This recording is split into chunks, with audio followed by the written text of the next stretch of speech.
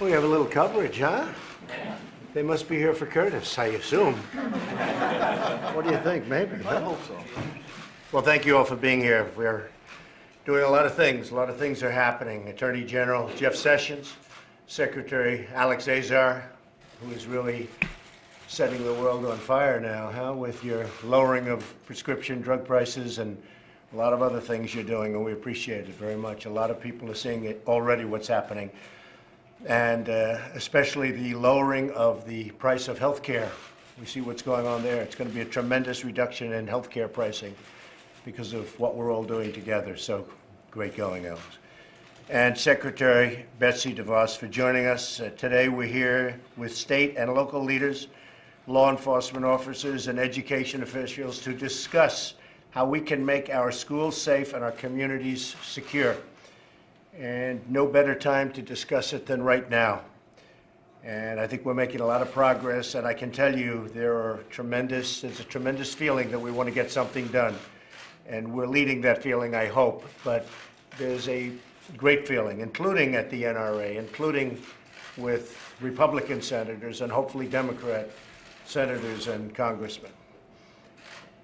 I want to thank Curtis Hill for being here, Attorney General. I also want to thank a really tremendous Attorney General. That's Pam Bondi from Florida for being here. Thank you, Pam, very much. Great job you've done there. Yesterday I met with survivors of Parkland shooting. The Parkland shooting is just horrible. So bad for so many people and so bad for our country.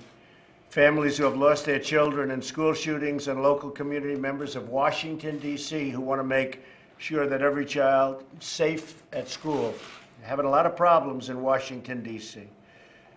I listened to their heartbreaking stories, asked them for their ideas, and pledged to them that we will take action, unlike for many years where people sitting in my position did not take action. They didn't take proper action. They took no action at all. We're going to take action. Today we want to hear from you on how we can improve physical security in our schools, tackle the issue of mental health, which is a very big issue. This person that was caught after having killed so many people, 17, and badly injuring so many others. People don't talk about the injured, and they have to go through life with that horrible, horrible situation that they were put in unnecessarily. People don't talk about that. The people that are so badly, I visited them in the hospital in Broward County, and these are injuries like people wouldn't believe. And we want to ensure that when we see warning signs, we act quickly. When we have somebody that's mentally unstable, or like this guy that was a sicko, and there was a lot of warning signs. A lot of people were calling saying, hey, he's going to do something bad.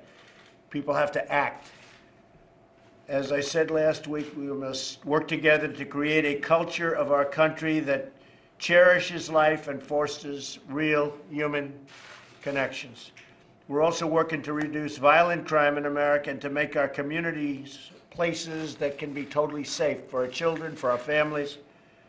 Under my administration, gun prosecutions have increased very significantly.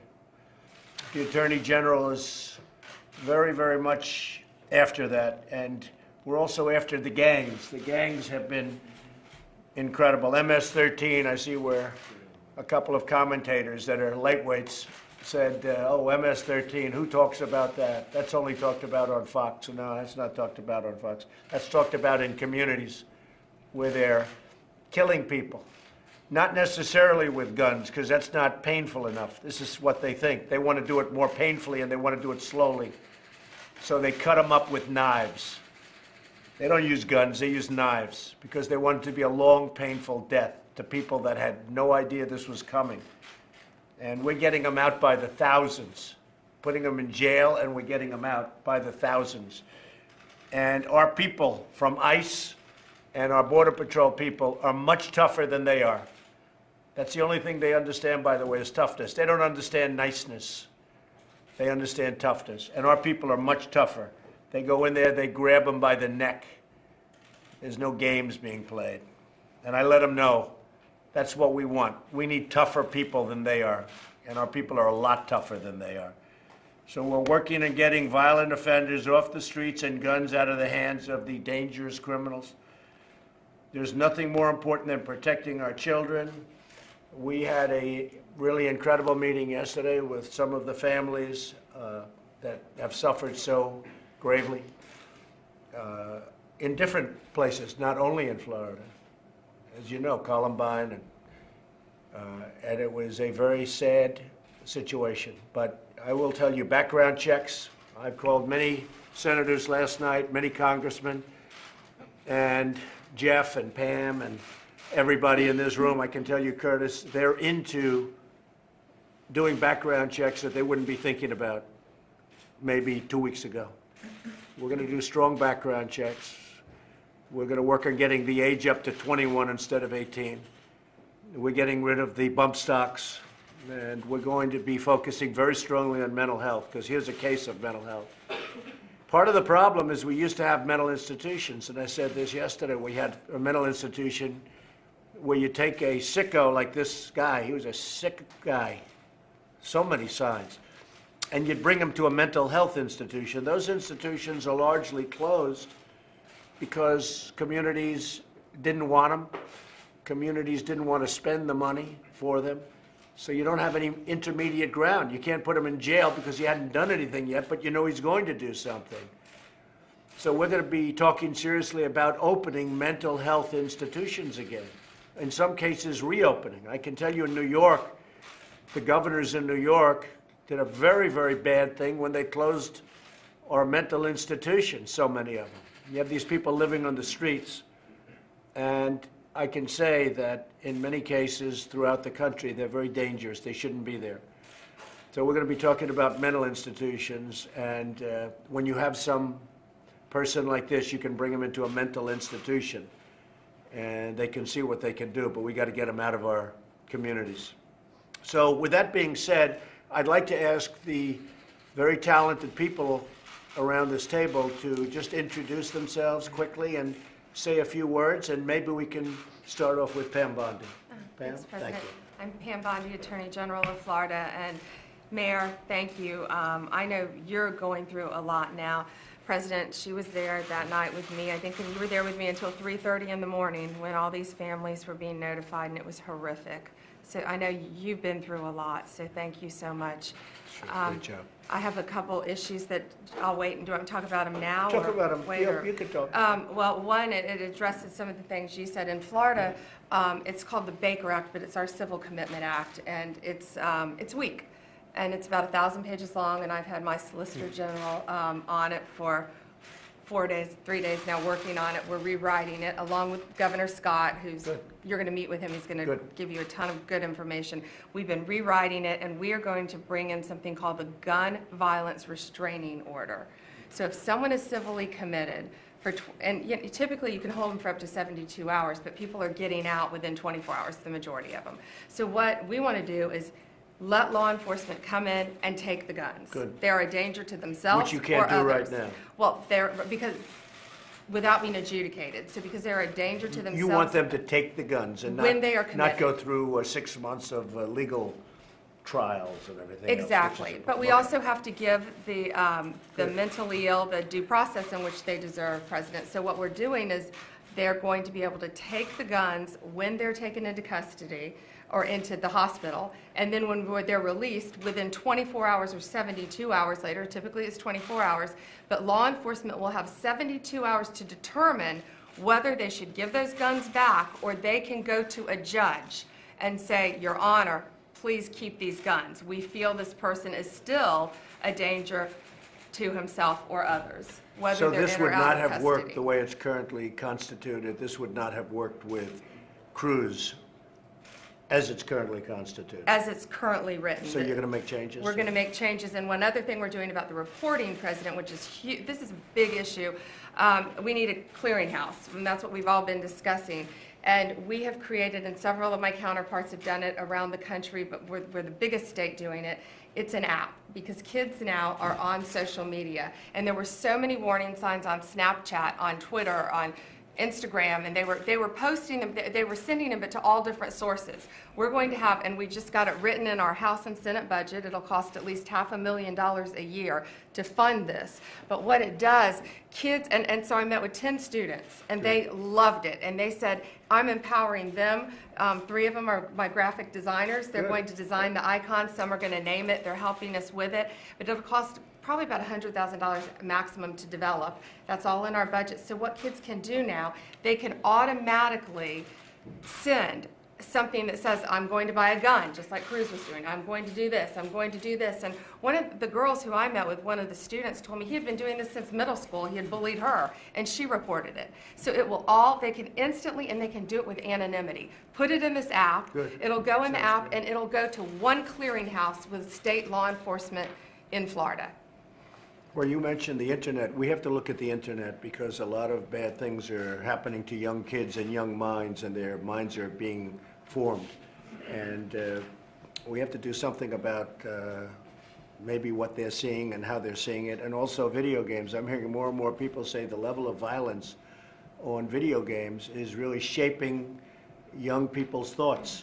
And then you go the further step, and that's the movies. You see these movies, they're so violent, and yet a kid is able to see the movie if sex isn't involved, but killing is involved, and maybe they have to put a rating system for that. And you know, you get into a whole very complicated, very big deal. But the fact is that you are having movies come out that are so violent with the killing and everything else that maybe that's another thing we're going to have to discuss. And a lot of people are saying it. You have these movies today where you can go and have a child see the movie, and yet it's so violent and so disgusting. So we may have to talk about that also. Well, thank you very much, Pam. Thanks, President. Thank you very much, Jeff.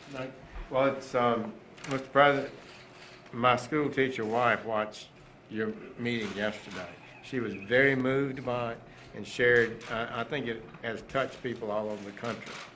I salute you for that. And I won't talk now. Others have got things they'll say. I would say that we believe we can do better. We believe that some of the things that Attorney General Bondi is talking about can work. We've done a lot of research in this country over the last several years. We need to go back and act on it. It's one thing to research, as you indicated, another thing to do something about it. And we think we can help you develop the kind of policies that will make America safer. Good, thank you. And you're doing a great job with the gangs. The gangs are such a problem. You know, we talk about child safety. The kids walk home and they meet one of these gangs, and these are absolute animals. These aren't human beings. These are animals. And it's the torture, the level of torture. In this country, who would ever believe a thing like this could happen? But we're literally getting MS-13 out by the thousands. But they come in. These are smart. They're smart. They actually have franchises going to Los Angeles. We're getting no help from the state of California. I mean, frankly, if I wanted to pull our people from California, you would have a crime nest like you've never seen in California. All I'd have to do is say, ICE and Border Patrol, let California alone. You'd be inundated. You would see crime like nobody's ever seen crime in this country. And yet we get no help from the state of California. They are doing a lousy management job. They have the highest taxes in the nation. And they don't know what's happening out there. Frankly, it's a disgrace. The sanctuary city situation, the protection of these horrible criminals, you know, because you're working on it. And the protection of these horrible criminals in California and other places, but in California, that if we ever pulled our ICE out, if we ever said, hey, let California alone, let them figure it out for themselves, in 2 months they'd be begging for us to come back. They would be begging. And you know what? I'm thinking about doing it. Yes, sir, go ahead. Yes, sir. Charles McDonald, Mr. President, it's a pleasure to be here. I thank you from the bottom of my heart for your support, certainly for all the sheriffs of North Carolina, if not all of law enforcement. Well, Congressman Meadows is a big fan of yours, that I can tell you. You know who I'm talking about, right? Thank you, sir. He's a good man. I've been very impressed, Mr. President, with a lot of the ideas I've heard just since before you came in, actually, and I do think mental health is a serious issue. It's affecting us across the nation. I know it is in North Carolina.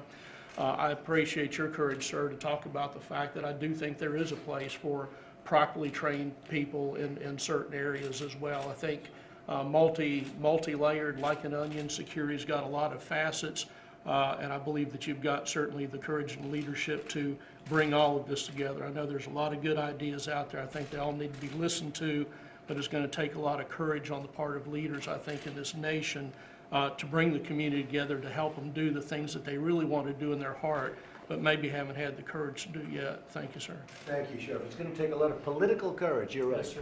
A lot of political courage. Some of it won't be politically correct, but time for political correctness is over. We have to get this problem solved. So you're right about that. Thank you, Sheriff.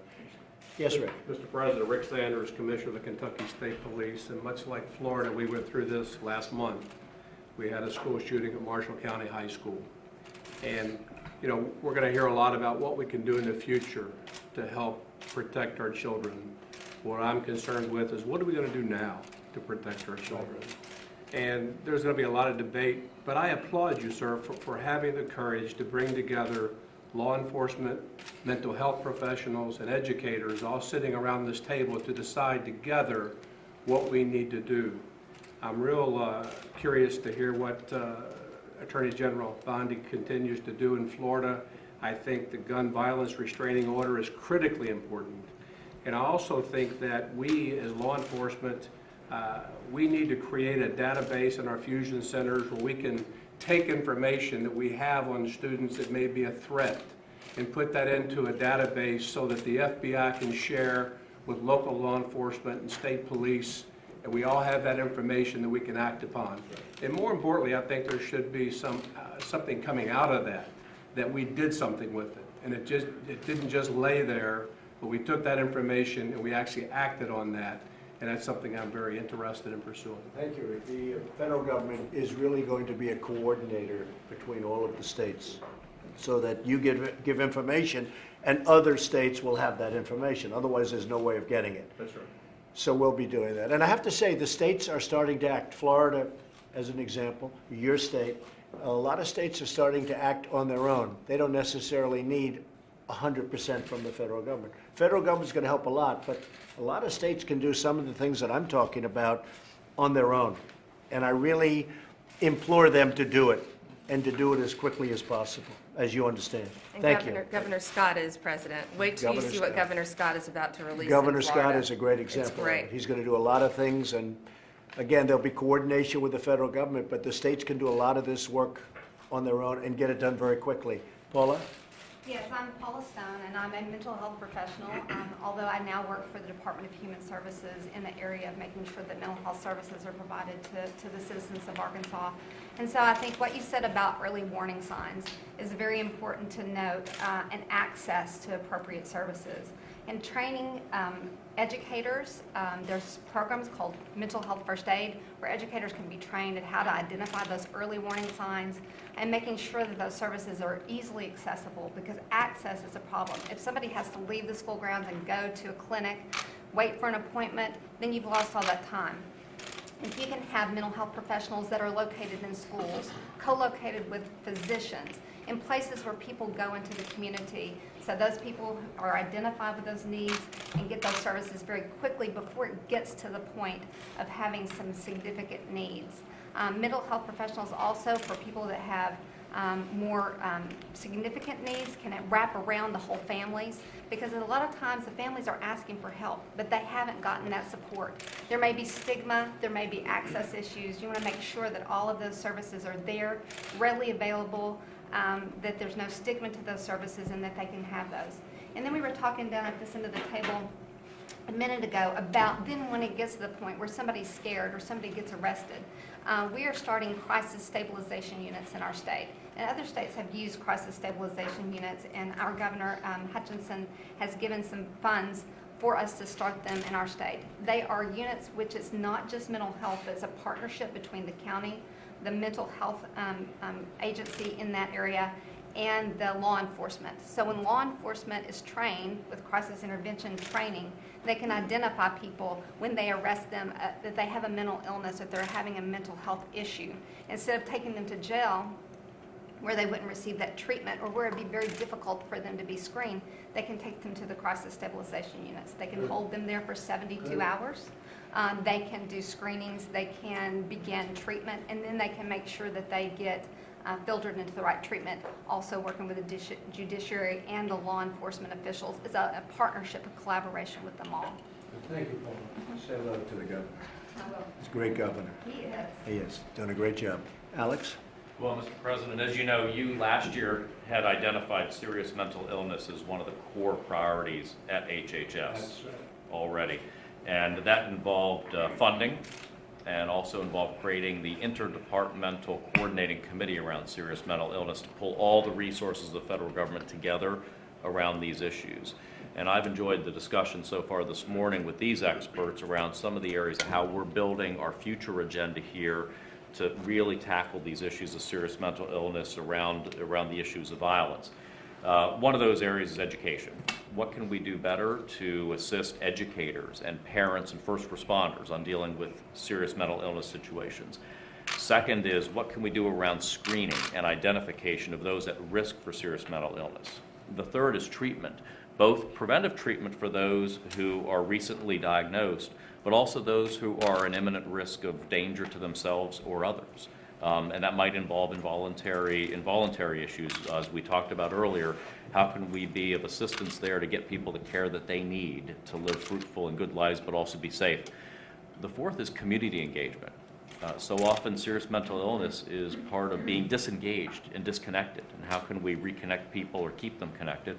And then finally is research on the next generations of therapies. What can we in the federal government do to help bring the research and next generation therapies for mental illness to the table for people? That's great, Alex. That's great. Thank you very much.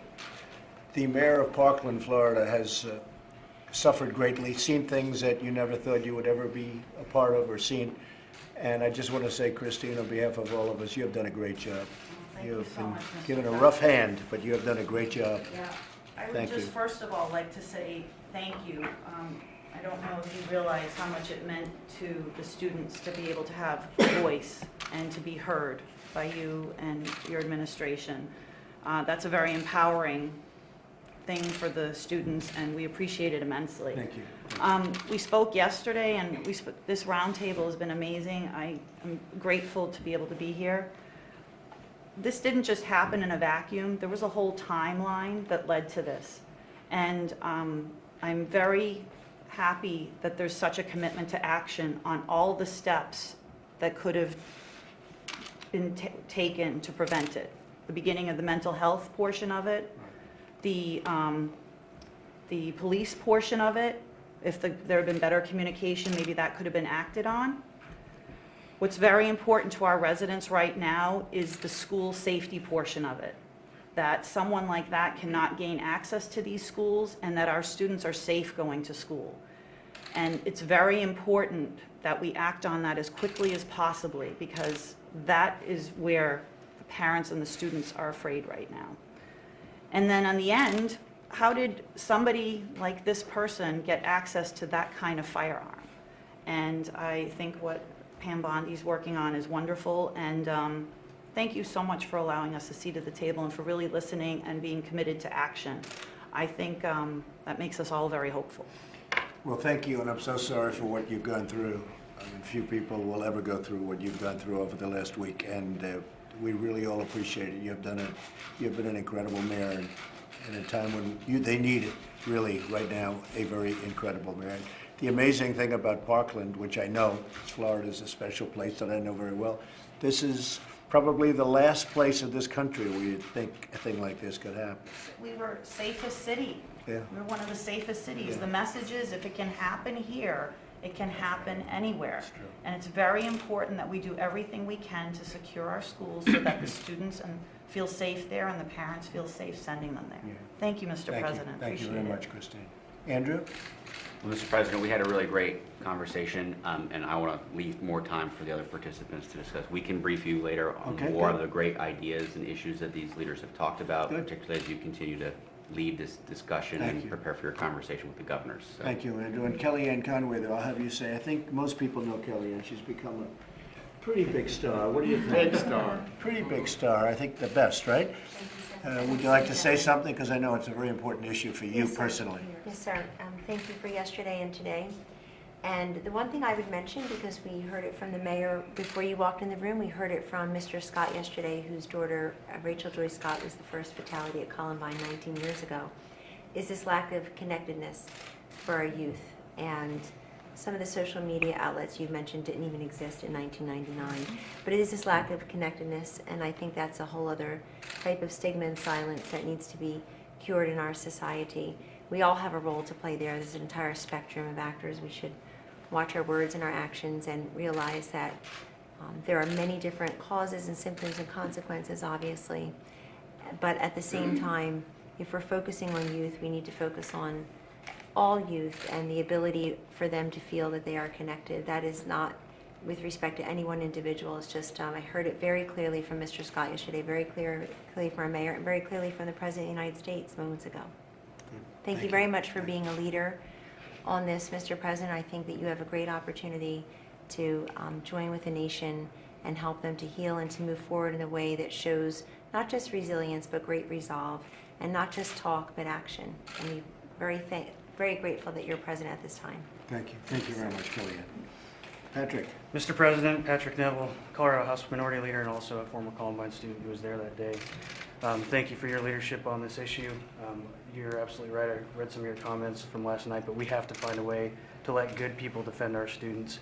We can't let criminals think that this is going to be an easy target for them to enter their schools and injure our students. We have to find a way to harden those targets so that our students aren't sitting ducks. Furthermore, I think that we do have some good programs to model off of. The Safe to Tell program in Colorado has been wildly successful. That's similar to what Pam Bondi was talking about. It can be used not just for school violence actions, but it can also be used for suicidal ideations and other things of that nature. But that's what I think we have to do immediately. But I think we also need to realize, too, it's not just about the guns. My experience is pretty unique in Columbine that there was also 2 propane tanks that were supposed to be a bomb that was going to go off. By the grace of God, that didn't happen. But there are other ways that people can commit these atrocious acts. So I appreciate your approach on this by listening before just reacting. Well, I appreciate what you're saying, and I've watched you and read about you, and you have a great story where you came from, and you're doing so fantastically well right now. But I happen to agree with you. We have to harden our schools, not soften them up. A gun-free zone to a killer or somebody that wants to be a killer, that's like going in for the ice cream. That's like, here I am, take me. We have to get smart on gun-free zones. When they see it says this is a gun-free zone, that means that nobody has a gun except them. Nobody's going to be shooting bullets in the other direction. And they see that as such a beautiful target. They live for gun-free zones. And, I mean, frankly, you have teachers that are Marines for 20 years and they retire, they become a teacher, and they're Army, Navy, Air Force, they're Coast Guard, they're people that have won shooting contests, and, you know, they're for whatever. This is what they do. They know guns, they understand guns. And I, frankly, have been reading a lot about it, and I think when you allow a person who's been in the Marines for 20 years, who's done nothing but handle guns and handle them safely and well, because you can't just give a teacher a gun. One of the fake news networks, CNN last night, was saying, I want teachers to have guns. I don't want teachers to have guns. I want certain highly adept people that understand weaponry, guns, if they really have that aptitude, because not everybody has an aptitude for a gun. But if they have the aptitude, I think a concealed permit for having teachers and letting people know that there are people in the building with guns, you won't have, in my opinion, you won't have these shootings, because these people are cowards. They're not going to walk into a school if 20% of the teachers have guns. It may be 10%, or maybe 40%. And what I'd recommend doing is the people that do carry, we give them a bonus. We give them a little bit of a bonus. Frankly, they'd feel more comfortable having the gun anyway, but you give them a little bit of a bonus. So practically for free, you have now made the school into a hardened target. For instance, if the coaches, who I guarantee had plenty of experience with weapons, if they had guns. You need a hard, because no matter what you do to keep them gun-free, they'll be able to get in there and they'll crawl through the back of a window or something. And you're going to have everybody again without any protection. So I know where you stand on it. You want a hardened school. And I want a hardened school too. I want to know that if they get in there, they're not going to be long, because it's going to take 10 minutes for the police to get there. The police do an incredible job in getting there. I guess it averages about 8 minutes, but the shootings average 3 minutes, and that's tremendous destruction and death. So I would like to see true people with great talent at guns and being adept at guns, of which there's only a percentage of people. But whatever that percentage may be, it's a substantial number. Because you can't hire enough security guards. You can't hire, I mean, the school, your school as an example, Christine, you'd need 100, 150 security guards. That is a very big school with a tremendous floor area. You can't have that many. Who wants that many security guards standing all over the place, loaded up with guns? But you could have concealed on the teachers. They wouldn't know the people. Nobody would know who they are. And it is a tremendous threat. And by the way, instead of advertising, this school has no guns, we are gun-free, you let the people know the opposite. Nobody's going to attack that school, believe me, because they're cowards. They don't want to be shot at, and they're going to be shot at. So not everybody agrees with us. I know how you stand, and a lot of people do agree with us. But I think we need hardened sights. We need to let people know, you come into our schools, you're going to be dead, and it's going to be fast. And unless you do that, you're going to always have this problem. You can talk about your gun-free zones. We had a case 3 years ago at a military base where 5 Marines, I believe, 3 of whom were world-class shots and experts at guns. They were told it was a gun-free area within a military base, if you can believe it. We can't trust our military. Who are we going to trust? You know what I'm saying. 5, they were they put away their guns. Their guns were in a different section. Totally gun-free. Their guns were 250 yards away from them, where they had to store them. And they went in for lunch, and a wacko came in and shot the 5 of them. He wouldn't have lasted for 3 of these people were world-class marksmen. He wouldn't have lasted for a second. But they stood there. There was nothing they could do. All 5 were killed. You know the instance I'm talking about. That was in a gun-free zone on a military base. Well, a school is frankly no different. I want my schools protected just like my banks are protected, just like everything else. And I get a kick. I was watching a politician, weak, ineffective politician last night. I'll tell you his name, but I don't want to embarrass anybody. And he was talking about no guns, no this, no that, and yet he's surrounded by 3 guys carrying guns. I said, well, when are they going to give up their guns? They're not going to give up their guns. But he wants everybody else to have no guns, all right? And you have plenty of them. So we have to harden our sights. We have to be very careful. And these people, as adept as they may, they have to go to training, I would say every 6 months or every year. They have to have a fairly, really a rigorous course in what they're doing. And they should be paid extra money.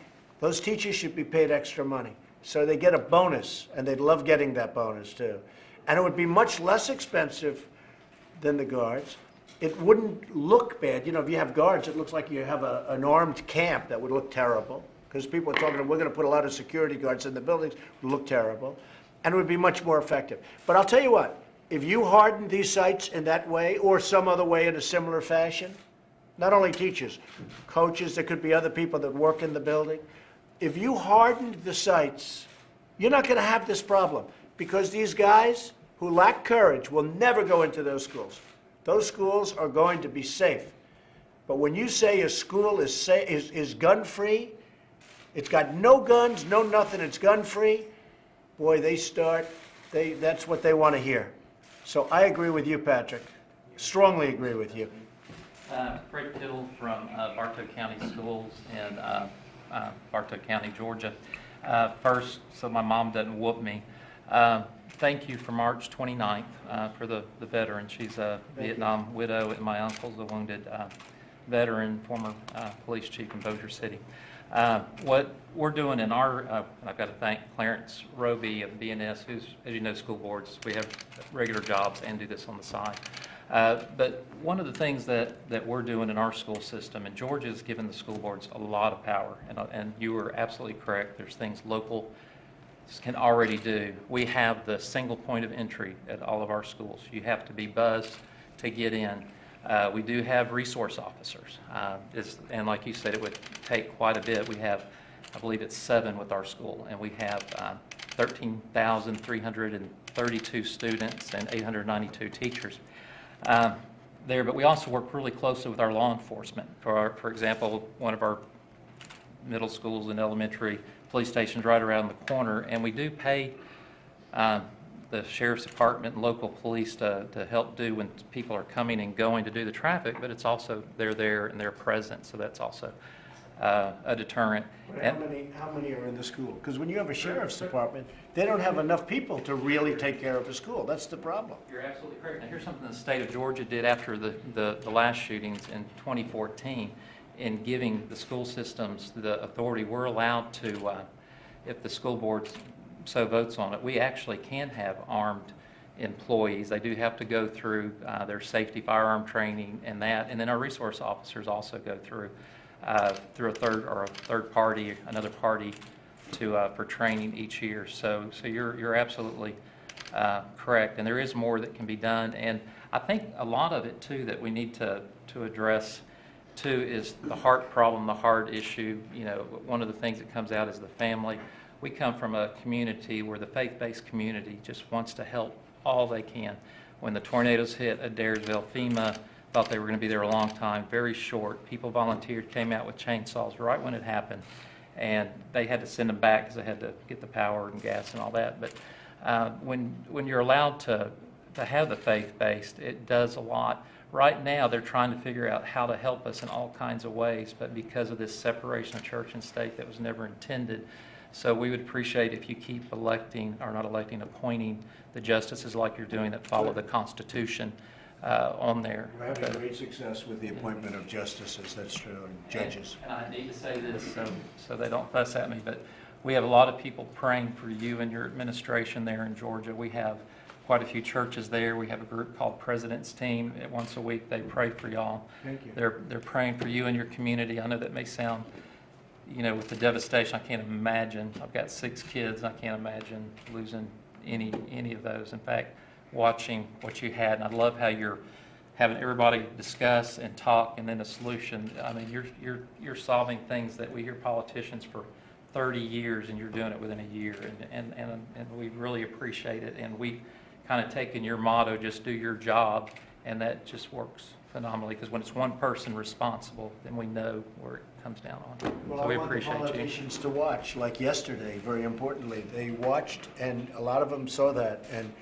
they saw the devastation that's caused. And, you know, some of them maybe don't know if they don't get to see. I mean, I was with those families, and those families are devastated. And I want the politicians to see that, because they have to pass legislation. They have to do things. And I'm the biggest believer of the Second Amendment that there is, okay? I am the biggest.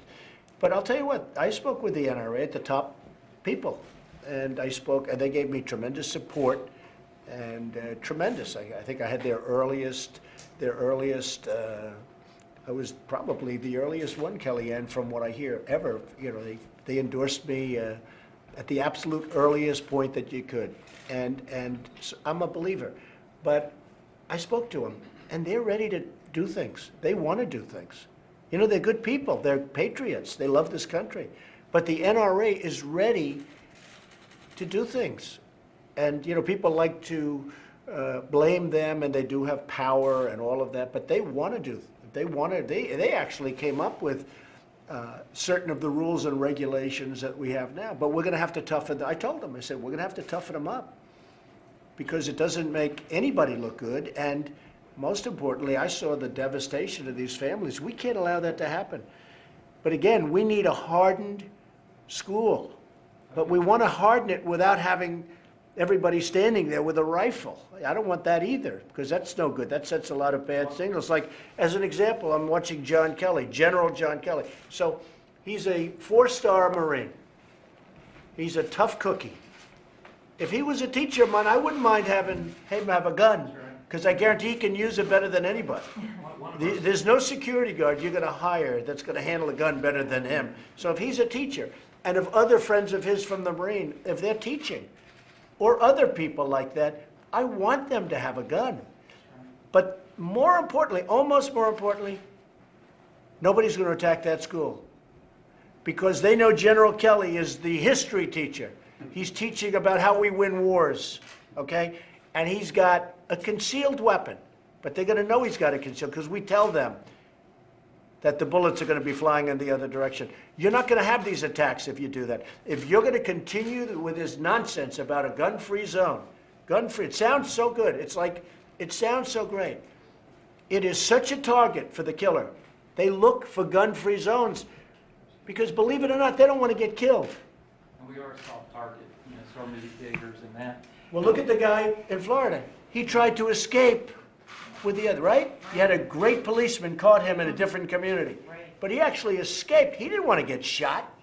If he would have known that he was going to be shot, because he's a coward. But he tried to escape. He did actually escape. They had a great policeman in a different community found him. So that's what we need. One of our board members did ask me to ask you, however, when we're looking at all these solutions, and we all know that the kids are precious and we need to do whatever we need to do.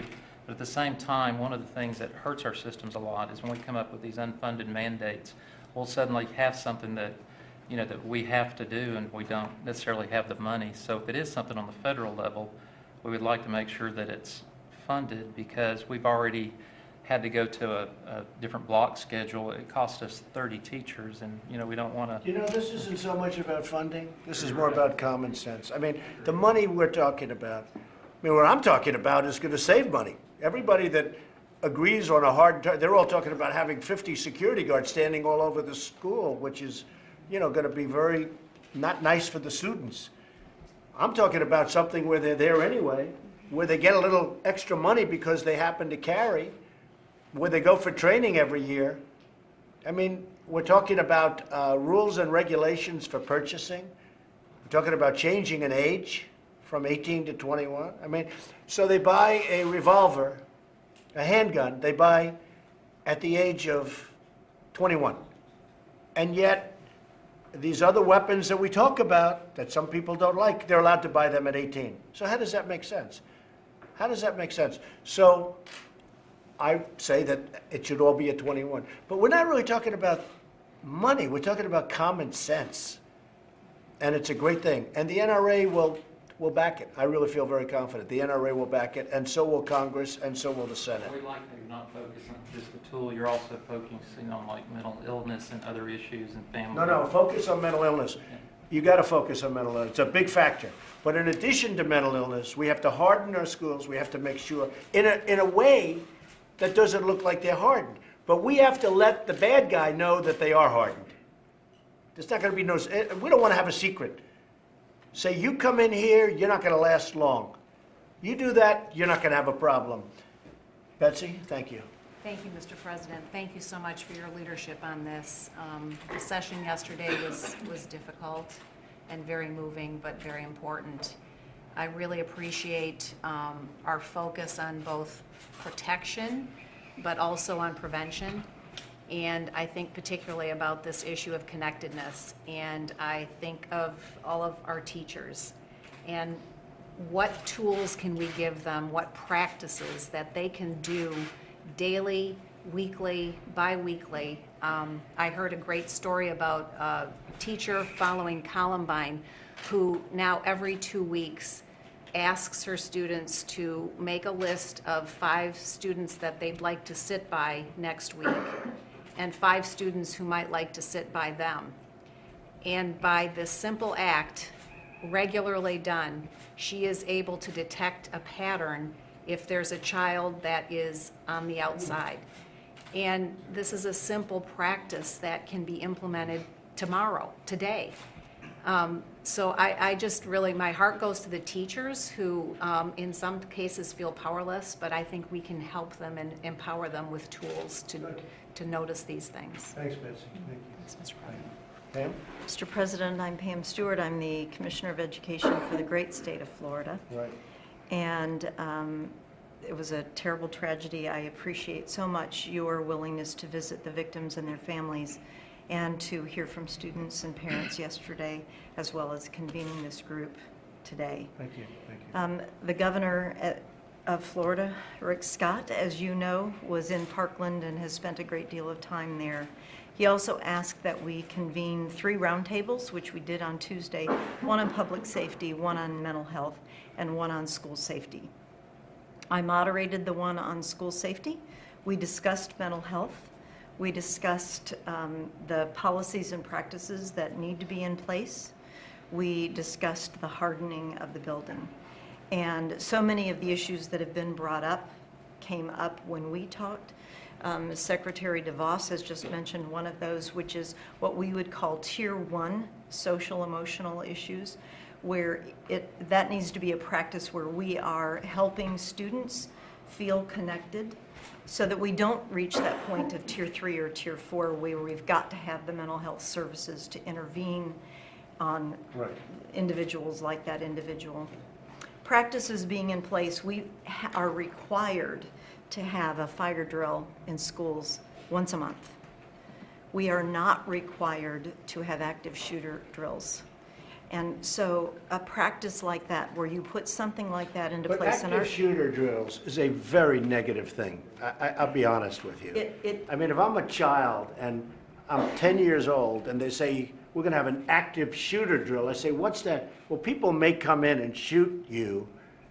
I think that's a very negative thing to be talking about, to be honest with you. I don't like it. I'd much rather have a hardened school. I don't like it. I wouldn't want to tell my son that you're going to participate in an active shooter drill. And I know some of them actually call it that. I think it's crazy. I think it's very bad for children. And I think calling it something else is something important. The student that served on our committee felt that it was important that he and other students would know what to do in an emergency of this type so that they would know where to go, how to get out. Things like hardening the buildings so that there is, as the mayor has said, one point of entry.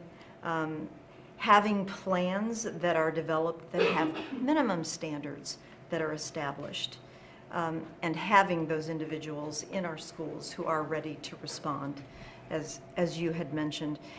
The other issue that did come up was the ability to interface agencies together so that we are able to work together and know what one another are doing and to better be able to address these issues as they arise. Thank you, Pam, very much. Curtis? Mr. President, thank you so much for Thank the you. opportunity to be here. And I want to start out by saying that, as we all know, this is the freest nation on earth, and whatever measures we take have got to be consistent with the character of who we are as Americans, first and foremost. I'd like to make 3 points, things that we're doing in Indiana and things that we can do better in Indiana, and it goes to the discussion that we had here. Securing the physical environment of the school is an absolute must. Goes beyond policies and plans. We have a school in Indiana in Shelby County, Southwestern High School, which was participating in a pilot project, and wouldn't surprise you to know that was under the leadership of your Vice President, then Governor Pence. Through this program of innovation and technology in connection with the Indiana Sheriff's Association, the school created a model for security. And in this security, not only do we have bulletproof doors, bulletproof glass, we have containment zones. When the students are in the classrooms, the doors are locked. So we don't have to go up and lock them from the outside. And Mayor, we talked about that earlier. That was a concern you had and how that's done. This is all done automatically. The school is wired directly, securely to the Sheriff's Department 10 miles away. So the Sheriff's Department can monitor in real time what's occurring. Each teacher has a key fob so that when something occurs, they can communicate effectively and immediately with someone off-site. And the most Do you have important- anybody inside with a gun that can take on the man that's right outside the door? That, by the way, can shoot right through the steel doors as they did in your school? Well, those that's- bullets went right through those steel doors like they were butter. That's a part of what's necessary, but I can tell you this, what else they have are countermeasures. Countermeasures that can be employed from the Sheriff's Department within seconds to contain the attacker and, in a sense, turn the attack on him. That's a critical piece. I would invite you to come to Shelby County and I see just don't this. know what that means, honestly. I don't know what that means. Well, I can tell you what it means. When you're in the hallway, if you have an active shooter in the hall and he's going around and he's looking for targets, we've got the doors blocked, we've got it locked up, somebody's monitoring him, and for example, they have smoke canisters that can come in and blind the shooter, which detracts him from his target. That gives time, as you know, that critical time when he's alone looking for targets. Now he's discombobulated, he doesn't know where he's going. Hopefully. Well, that's the idea. I mean, these In are the not meantime, he's perfect shooting solutions. everybody, though. Well, in this particular school, they're locked down. We need to have those types of hard products or hard targets in our schools. We do need to have secure, I think secured or highly skilled, highly trained individuals that would combine with that to make sure that if they do get in there, there is that deterrent. Another piece that I want to talk about is the mental health aspect in Indiana, and Pam's working on this in Florida. In Indiana, we already have what we call red flag laws.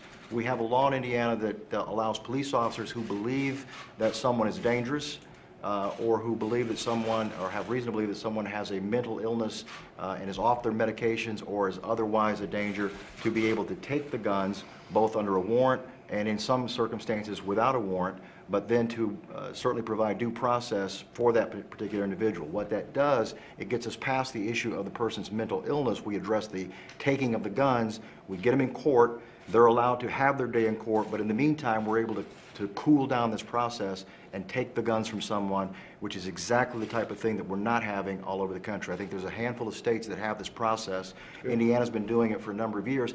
We just issued a public safety advisory yesterday because what we learned is that many of our prosecutors and our police officers weren't even aware that we had it. Yeah. So we're making Good. sure that that's getting out there. I would suggest that be something that all states adopt as quickly as possible. And one last point, to the extent that this is about guns, let it be about the illicit use of guns used inappropriately or in crimes, so that we can do what we do in Indiana and that we need to work on continually, is to enhance the penalties for any type of offense that's used with a firearm.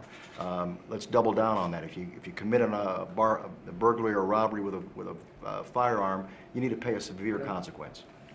Thank you very much. Thank you, sir. Thank you.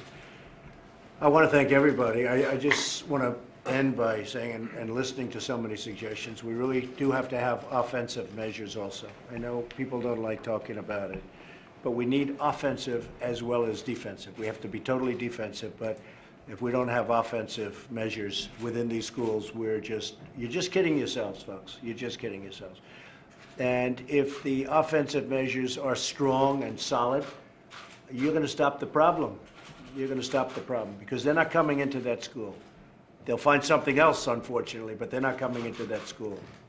So I just would like everybody to think about that, because I hear so many of these wonderful plans where you're going to live in this utopian school and there's not going to be any protection, there's not going to be any guns, there's not going to be any bullets flying at the perpetrator, the animal that wants to destroy the lives of families and children. Unless you're going to have offensive capability, you're wasting your time. You're wasting your time. And you're going to talk, and it'd be easier to pass. I'm sure you're having a lot of trouble in Florida passing because a lot of people don't understand it, or they do understand it, but it's politically what they want to believe. Because I want to end the problem. I don't want to have it where this happens again. And unless we're going to have an offensive capability, it's going to happen again and again and again, and it's going to be the same old story. And people are going to be sitting around tables and talking. I like to get things done. And to get this done, we do need defense, but we also need offensive capability. I want to thank everybody. You're really experts at what you're doing. And it's really tremendous hearing some of these ideas that a lot of people haven't heard. The media is now hearing things that they haven't heard. And a lot of people that are watching on television right now are hearing things that they haven't heard. So it's a horrible situation. We're going to get it stopped. And we're going to stop it through heart and through toughness. It's a combination of through love and through toughness. Otherwise, it's not going to happen. It's just not going to happen. It's not going to stop. And again, thank you all very much. It's a great honor to be with you. Thank you all very much. Thank you. Thank you. Thank you.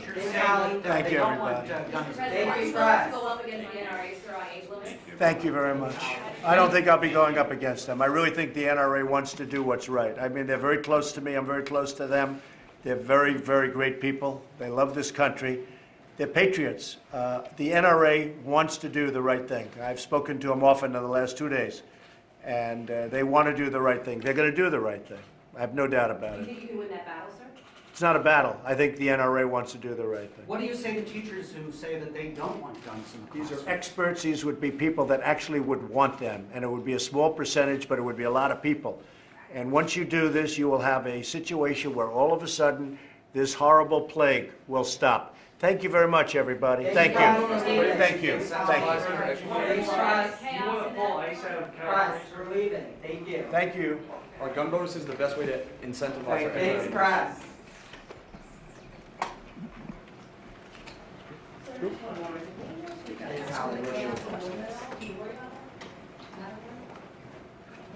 These are experts. Only experts. You understand that? Only experts. That's all we're talking about. These are people that are at the highest level of professionalism. I would, yeah, for training, for additional training. Thanks, press. Thank you. Thank you very much.